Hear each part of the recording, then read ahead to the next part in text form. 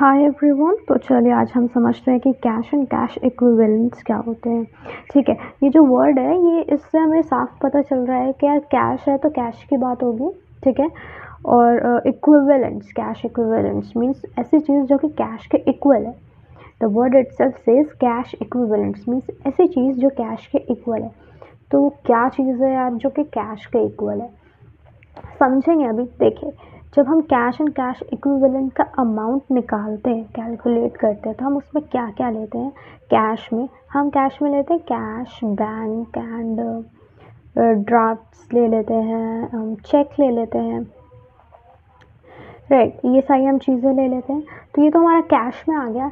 लेकिन cash equivalent जो कि ऐसी चीज़ जो कि कैश के इक्वल है, तो क्या चीज़ें हैं वो हो सकती है हमारी मार्केटेबल सिक्योरिटीज़। मैं बताऊंगी कि अभी मार्केटेबल सिक्योरिटीज़ क्या होता है।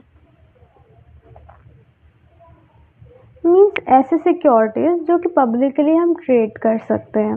ठीक है, और शॉर्ट टर्म इन्वेस्टमेंट्स आ जाते हैं। शॉर्ट टर्म हमारे इन्वेस्टमेंट्स आ जाते हैं। ओके, शॉर्ट टर्म इन्वेस्टमेंट्स वही वाले आएंगे जो 3 मंथ्स या फिर 90 डेज़ के होते हैं, क्योंकि जो नॉर्मली जो शॉर्ट टर्म इन्वेस्टमेंट होता है वो लाइक 1 ईयर के अंदर अंदर होता है। तो वो 8 मंथ्स भी हो सकता है, वो 9 मंथ्स भी हो सकता है। तो हमें इतना लंबा वाला नहीं लेना है शॉर्ट टर्म इन्वेस्टमेंट, हमें वो वाला शॉर्ट टर्म इन्वेस्टमेंट लेना है जो कि 3 मंथ्स या 90 डेज़ का है। ठीक है, तभी वो हाईली लिक्विड हो पाएगा। सो हम कैश इक्विवेलेंट्स में हम लेते हैं highly liquid asset, not asset, highly liquid investments, जो कि जिसमें रिस्क बहुत कम होता है, रिस्क बहुत ही लो होता है, लो रिस्क वाले होते हैं। ठीक है, सो हमारा इसमें यह आ जाता है मार्केटेबल सिक्योरिटीज़ में हम treasury bills, bonds and stocks वगैरह ये सारी चीज़ें आ जाती हैं। ठीक है, तो हम अभी कुछ देखेंगे पॉइंट्स जिसमें तो हमारे पॉइंट्स देखते हैं हम। यार ये पॉइंट्स है जिसमें हम जानेंगे कि यार ये कैश और कैश इक्विवेलेंट में आएंगे या नहीं आएंगे, राइट। तो यार कैश और बैंक आएगा या नहीं आएगा, ऑफ कोर्स वो आएगा। ठीक है, और शॉर्ट टर्म इन्वेस्टमेंट नहीं आएंगे, हमने पढ़ा था आएंगे, बट यहाँ पे नहीं आएंगे। क्यों? क्योंकि यहाँ पे हमें पीरियड गिवन नहीं है कि वो 3 मंथ्स के लिए है या वो 90 डेज़ के लिए है या 3 मंथ्स के कम, 3 मंथ्स और 90 डेज़ से कम के लिए है या वो 1 ईयर के लिए। तो जनरली हम कंसीडर करेंगे कि ये 1 ईयर का होता है। ठीक है, तो ये इंक्लूड नहीं होगा। अच्छा, अब यहाँ पे लिखा है शॉर्ट टर्म इन्वेस्टमेंट और ब्रैकेट में लिखा है कि वो मैच्योर हो जाएगा 3 मंथ्स में या 90 डेज़ में या उसके अंदर। तो ये वाला जो है ये शॉर्ट टर्म इन्वेस्टमेंट हम इसको इंक्लूड करेंगे।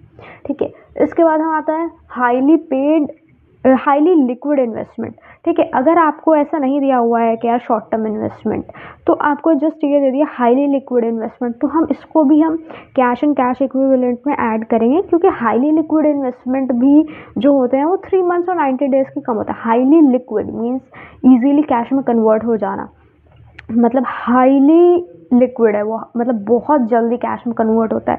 ठीक है, तो ऐसे इन्वेस्टमेंट्स, तो ये भी हमारा इंक्लूड होगा कैश एंड कैश इक्विवेलेंट्स में।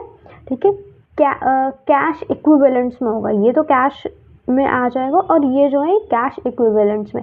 ठीक है, तो जिसमें से हम इसको इंक्लूड नहीं करेंगे, इन्हें इंक्लूड करेंगे, इन्हें इंक्लूड करेंगे।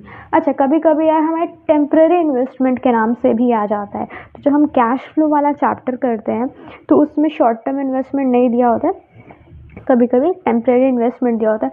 तो हम इस टेम्परेरी इन्वेस्टमेंट को ये हम कंसीडर करते हैं कि ये भी हाईली लिक्विड है। क्यों? क्योंकि ये टेम्परेरी पीरियड के लिए, तो ऑफकोर्स टेम्परेरी पीरियड के लिए है तो ये 1 ईयर तक तो इसका एक्सीड नहीं करेगा। मीन्स टेम्परेरी है, कुछ टाइम के लिए ये, तो मतलब 3 मंथ्स और 90 डेज़ तक, और उससे ज़्यादा नहीं बढ़ेगा। इसलिए हम इसको भी कैश एंड कैश इक्विवेलेंट्स में कंसीडर करते हैं। उसके बाद हमारा आता है investment mature with in 3 months 90 days. अच्छा, आपको ऐसा दे देगा, ये नहीं लिखेगा कि शॉर्ट टर्म है या लॉन्ग टर्म, आपको ये लिख के दे देगा कि इन्वेस्टमेंट जो कि 3 मंथ्स या 90 डेज में मैच्योर हो जाएगी, तो हम उसको भी ले लेंगे। ठीक है, सो ये हमारा कैश फ्लो के बारे में था होल।